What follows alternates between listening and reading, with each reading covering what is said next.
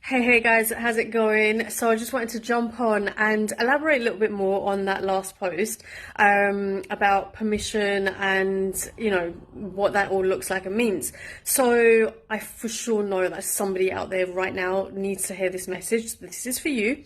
Okay, so being asked permission is a really big thing for me. It's really, really important. It always has been. Just being completely honest, I started off most of my life not being asked permission and being made to do things that I didn't want to do, being made to say things that I didn't want to say, or not being allowed to say certain things. And, in a nutshell, this all led to a sense of not feeling safe, and not being allowed to trust myself and my own decisions, instead giving over my power to others. In fact, it was just taken, it was just taken. So that's the kind of background to where this comes from.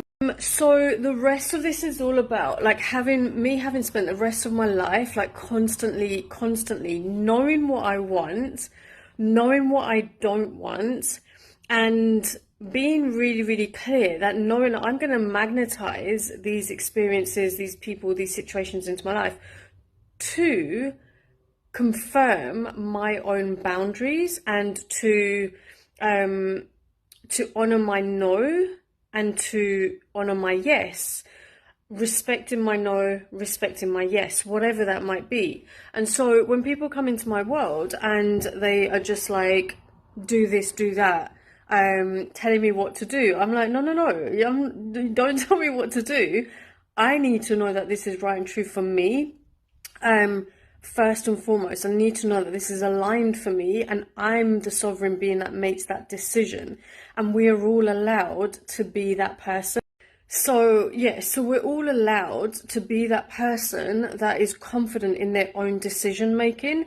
This is why I ran the Impulse Masterclass a few weeks ago, because at the end of the day, some of us have very strong urges and impulses and instincts and intuition that we must respect and we must honor.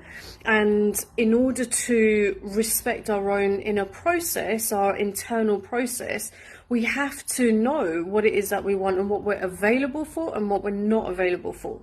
And so it's super, super important that you know what you're available for and what you're not available for, and that you set your standards and you raise your standards accordingly, and that you don't settle or compromise at all, or to the point where you lose your own sovereign decision making process.